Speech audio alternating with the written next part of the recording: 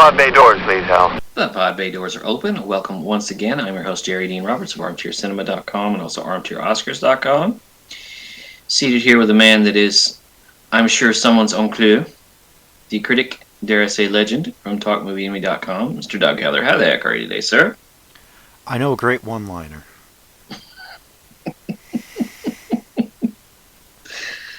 Welcome to Whisper. Welcome to my theme month. I'm doing a theme this month. It's technology gone mad. Previously, we talked about Modern Times, a Chaplin film, and today we're talking about Jacques Tati's Mon Oncle, which is a beautiful film. I love this film to death. It's such a wonderful little picture. I love Jacques Tati. I've seen all of his features. Jour de Fête, Monsieur Hulot's Holiday, Mon Oncle, and Playtime are just a great four. I would like to head this off, first of all, by mentioning something. If I sound a little different today, it's because I'm talking out of the side of my face. I don't know if Doug, I don't know if I sound a little different, but you don't. You don't. So okay. Yeah. So I'm talking out of one side. When I get really excited, I start. You'll notice a little more. I have Bell's palsy. Well, so I'm talking out of the side of my face. So if I sound a little different, that's why. Talking out of the side of your face is better than talking out of your ass. So this is true. This is very true. I don't work in Washington. But this is his wonderful little film. It was kind of inspired by Modern Times. Tati was very, very influenced by Chaplin. He was a student, pretty much a student of Chaplin. Most of these comedians were. Right. And he did largely silent movies. The dialogue that's in these movies have nothing to do with anything. Really, they don't. They're just interruptions. Right. It's just general things that you hear people saying. It means nothing. The plot does not advance, or there's not really plots to these. It's just Tati's character, Monsieur Hulot, just kind of being a cog out of place and just kind of. But he's not like the Chaplin character. The Chaplin character is always looking for basic survival. Oh yeah, food, work, all of that stuff. He's basically looking for something else. And I think the thing about Mr. Hulot is that he's just there. He's very carefree. He he doesn't. Very curious. Yeah, he doesn't seem to want for money. He's not hungry. He pays for his flat. Right. He's beloved in his little neighborhood. He's just kind of. He's just there. He's living his best life by not concerning himself with petty nonsense. And the only drama really in his life is at the very end of this film when he wants to have maybe a sweet romance with that girl, and then the mother kind of steps in. He's kind of and that kind of blows away to nothing. But then he just kind of goes on with his life. Yeah. And it's not destroying him. No. He's just a very curious little man. What is so magical about this film, and I love it right at the very beginning, is the world is a symphony. It is full of music. It is full of the music made of the sounds of the world and things that happen. That traffic jam that happens at the beginning of the film, with all of that cacophony and all of those things. You can hear the music in it. Right. There's magic in the world. We're all cynical. We all, especially now, 2022, we're all paranoid and cynical, and we have a reason to be. He sees the magic in a pack of dogs looking for something to eat.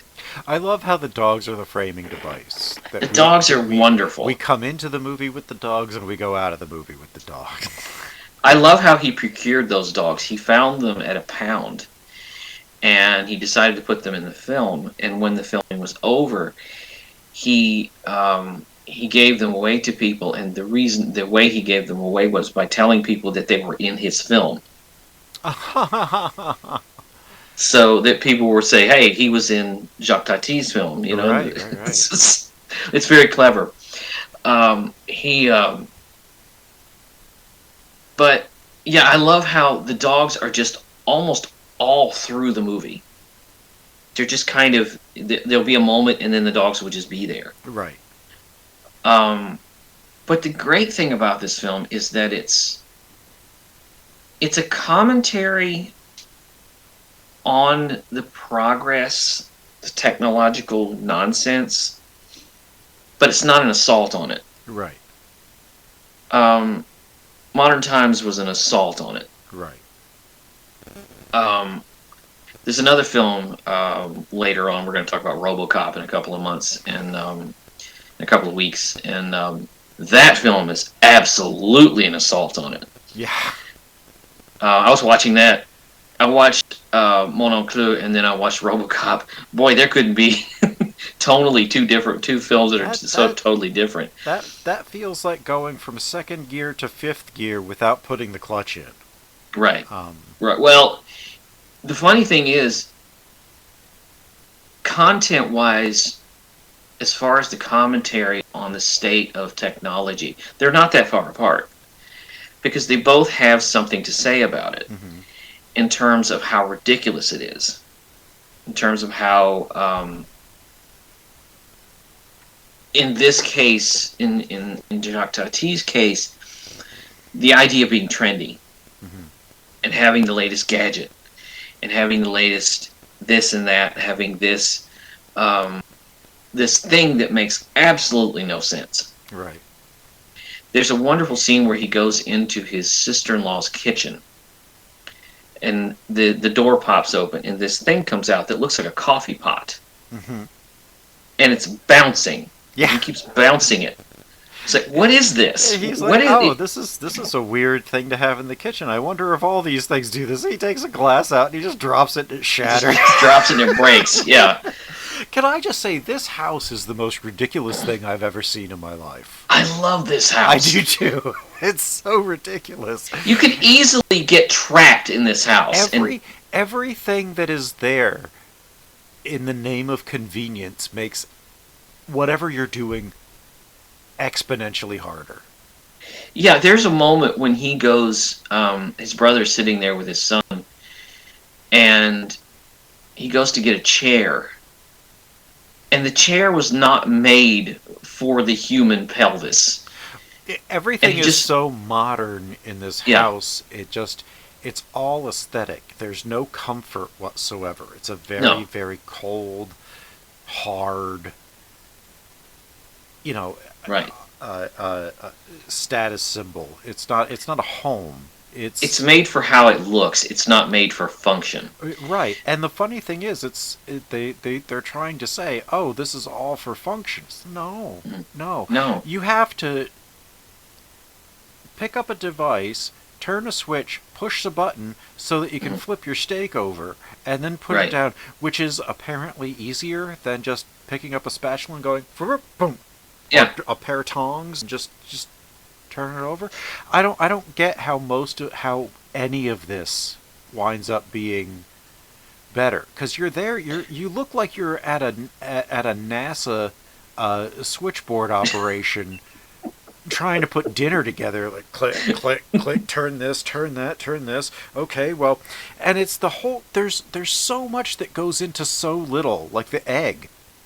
Yeah. That she makes for the kid. There's like 14 steps, and it's just a poached egg. You need that chef droid from Book of Boba Fett just to get anything made. Yeah. I love the garage door. He goes to the garage door, and it's like they pull in. There's a sensor. They pull in, and when they pull in, the door closes behind them. Because the dog hits the electric eye Right. and there's no way to get out if you're inside the garage. There's no door. There's no opener on the inside, so they're stuck. And they're trying to get their Try to housekeeper. get the dog to cross back Try to get the right dog across. first, and then it does, and it goes right under it. Yeah. And then their housekeeper uh, thinks she's going to get electrocuted Hmm. because she is like, no, I'm afraid of electricity. I'm going to get electrocuted. No. Yeah. The garden party that they have That thing is a mess. is Oh unbelievable. man. This yard looks like a this yard looks like a kid's board game. It's like you can't walk on the This grass, but group you of can't. people had more trouble getting their dinner than the people in the discreet charm of the bourgeoisie. But it's like it's like a board game. It's like these little blocks of cement that you have to walk on, and they're not constructed in a way that allows you to function to get to the food or get to the door or get to the patio. It's just like you play a game of hopscotch to get around because it's constructed so strangely. Yeah. And there are these weird things. The guy doing the lawn, that little pedal bike, Yeah. he's doing the lawn, and it's like you wear yourself out. Yeah. Yeah. And it's Yeah, and the floor buffer that's like yeah. just plugged in and going aimlessly. It's not like a Roomba that has a computer and a guidance system. It's just you turn it on and it just goes. There's no It's the rhyme or latest reason to it. gadget. It's the latest in gadgets of having a gadget. Right.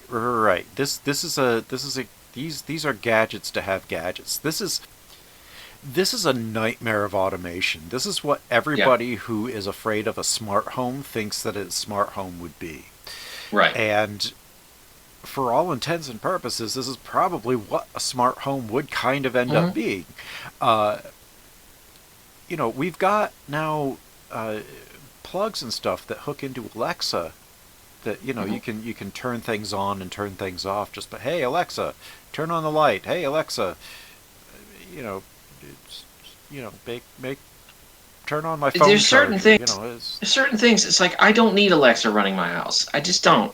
I can get up and I can go to the kitchen and I can cook something. I can make an egg myself. I can make it. All I got to do is pull out a pan and get an egg. I don't need you Sure. know Now 14 gadgets. here's my question to you. I was thinking about it when I was watching Modern Times, and it really came to a fore here. Uh, do you ever get the impression that they are just anti technological progress in general? I Because think they are seeing the progress move without thought. well, For example, the electronic eating machine.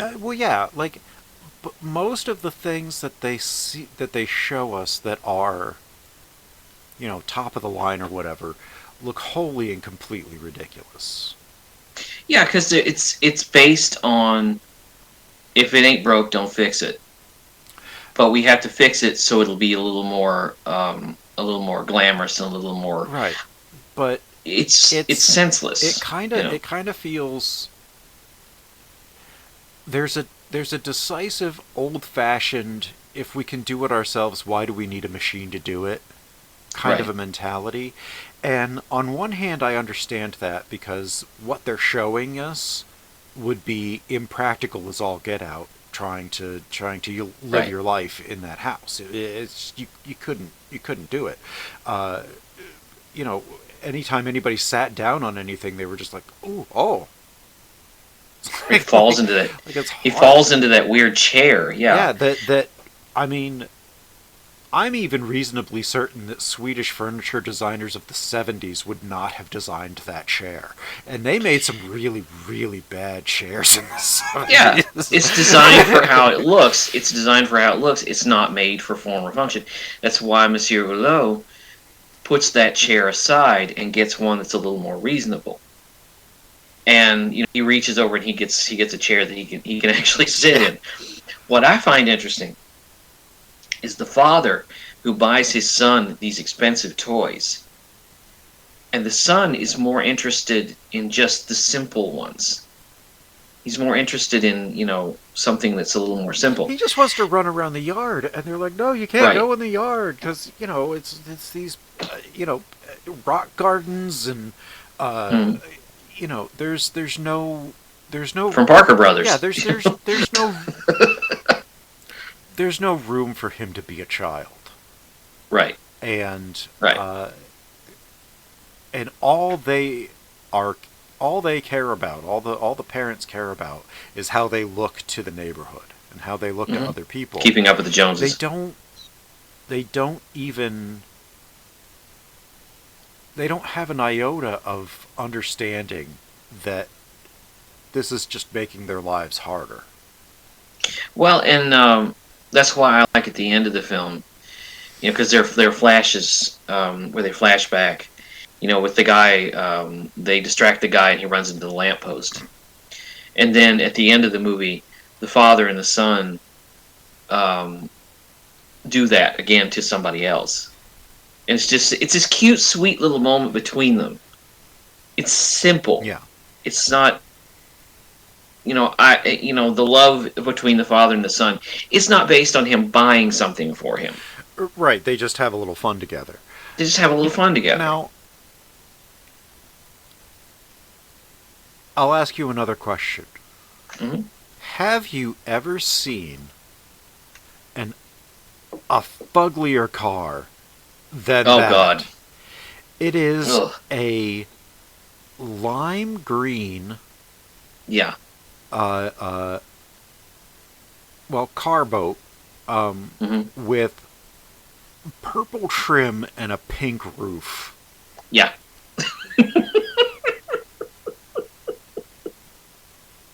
I mean,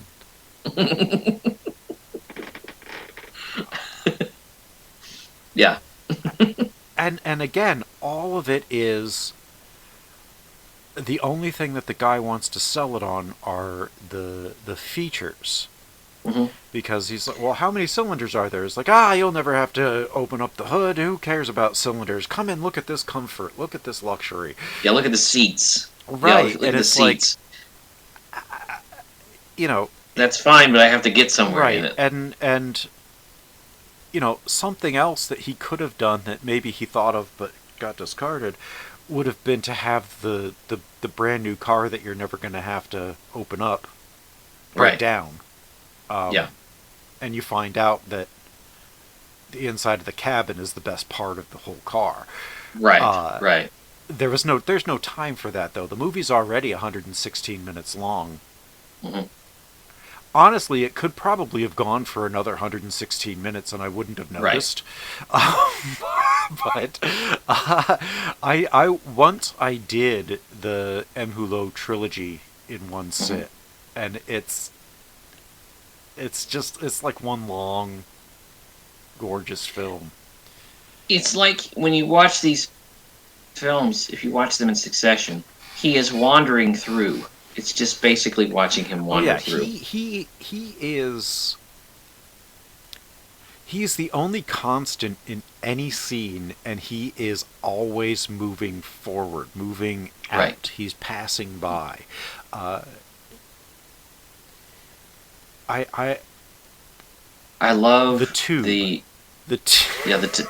Well, his brother works. What is he? An executive at a rubber hose factory. yeah, at a plastic or a rubber hose factory. It just like makes plastic tubing. Right. Um, Right. That's all it. Apparently, that's all it does. yeah, And he's a big man down there. You don't know what he does, but he's a big man down there. But well, that's how you this that's how you know you're really important. If nobody knows what you do, you're really really important. right, right.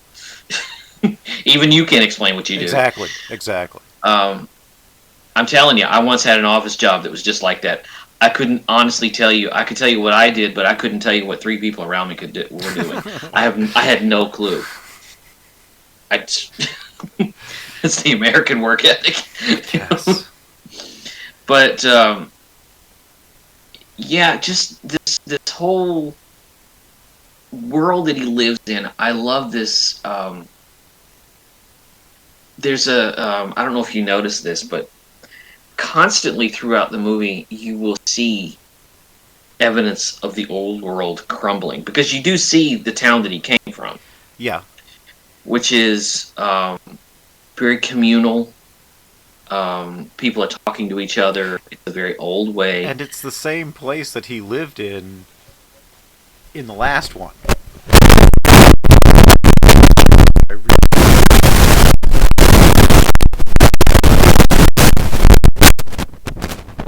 Everything kind of stayed the same there. I love the consistency, and that whole little that whole flat situation, that building He is comes in up.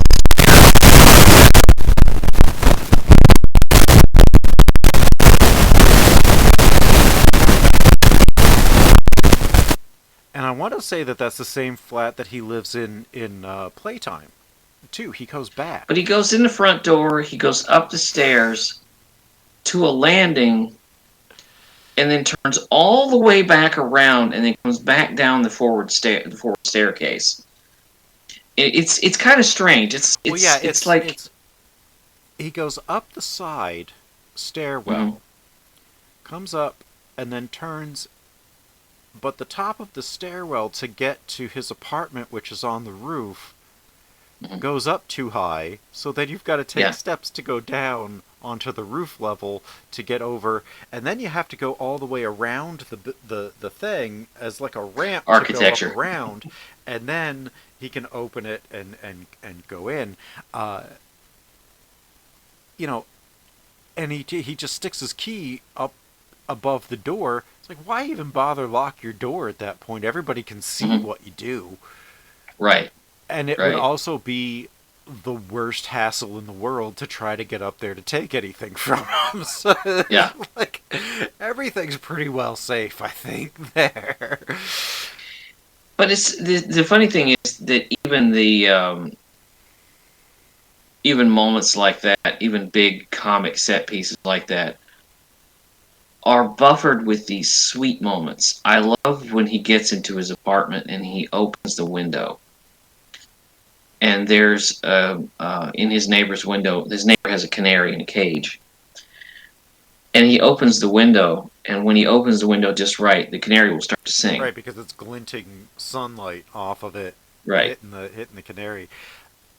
I like how it took him a little while to figure out that that was happening, why it was Hmm. happening, how it happened, and that he'd like it to continue happening. So he Right. positioned the window just so that he could have the bird chirping. Um, and I want to say, I remembered more going on at the flat. Maybe I'm thinking of Playtime. I did too. I did too. Maybe I'm thinking of one of the others. But I But when I think of this movie, I'm mostly thinking of the Arple household. oh I'm well, mostly thinking of that that's house. 2/3 of the movie right there takes place. But and I mean just the visual look of this weird. It looks like it comes out of a children's book or something. It's just this weird boxy looking With house eyes. with eyes, these windows, up in the upstairs. That front gate that has to be opened from the inside, and that stupid barracuda fountain in the middle of everything.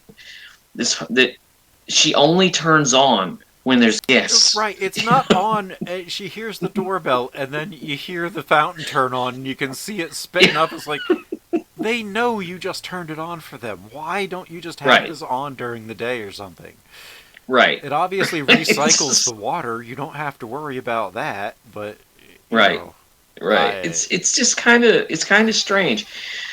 I see it because I try to see every movie in the context of the time in which it was made, and this one, 1958. Mm, This is his most successful film.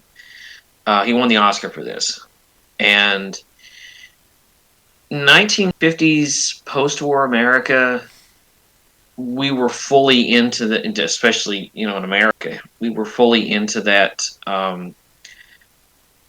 the consumer, the consumer, what's the word I'm looking for? It was fully a consumerist Right, society. right, right. It We were buying things. we were in the process of moving from a manufacturing based economy to a consumer based economy. Is that what you were trying to Right. say? Because I Yes. couldn't think of that right Yes. off the top either. I'm sorry, I can't find words today. Yeah, Um, but it was just everybody wanted a nice house. Everybody wanted a nice car. Everybody wanted a television right. set, a lawnmower, all of that stuff, all the creature comforts of home. And his is a commentary on where it starts to go a little Yeah, nuts. Um, when keeping up with the Joneses means buying gadgets you don't need and probably will never right. use, or buying a gadget that is made to be looked at, not to be used. And it's, or something, taking something that was completely functional and turning it into a monstrosity that no one in their right mind would ever use, Right. like that Yeah. lawnmower. That lawnmower stays in my mind because that guy's pedaling that thing Well, around in and that circles. couch when they find Tulo asleep on the Right, couch, he's had to turn it sideways so he could lay down on it because it's a fixed horseshoe shape. right, So the right, only way he can get into it is if he turns it upright and lays down in mhm, it like it's a hammock, like it's a right, solid hammock.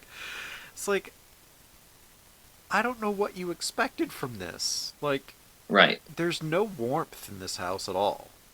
Mm-mm. Now, there's also no warmth coming off of either of the adults who live there. Um, Except toward their son. they do have here They do have an affection for their here and son. there you do notice that, um, Hmm. but for the most part they're concerned about what people think of the house. Right, right. Um, Everything has to be in its place. That front gate that eventually breaks when he's just trying to close it. I he mean, just wants to it's leave. He just he wants just to wants go to home. leave. He can't go home. Ugh. Uh, I And getting in your business and getting in your business.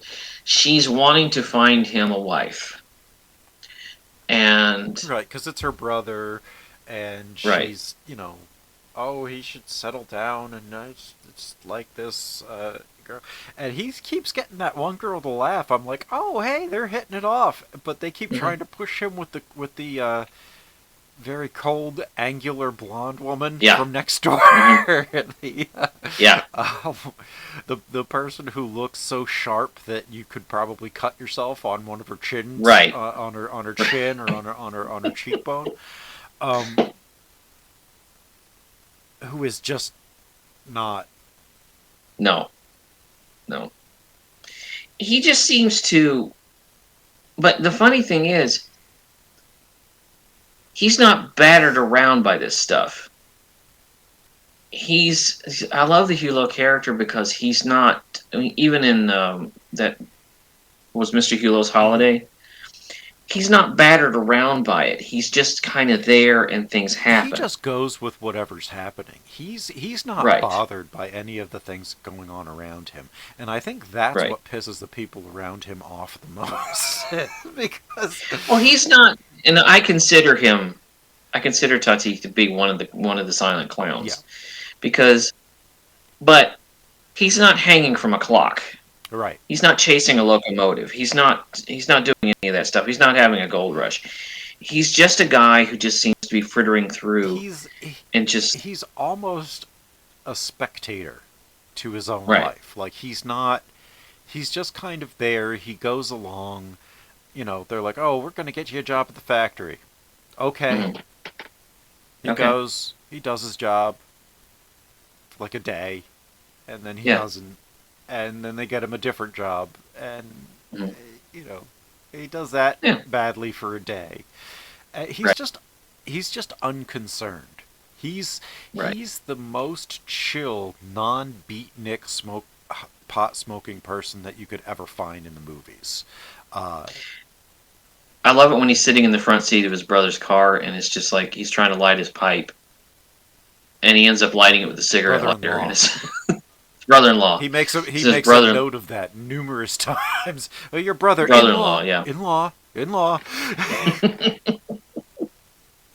But he's like he's sitting in the front seat of his car, and he ends up Lighting trying to light his pipe with match a after cigarette lighter. match, and then Yeah. he puts the lighter and he hands it to him and he lights it and he tosses that out the window too.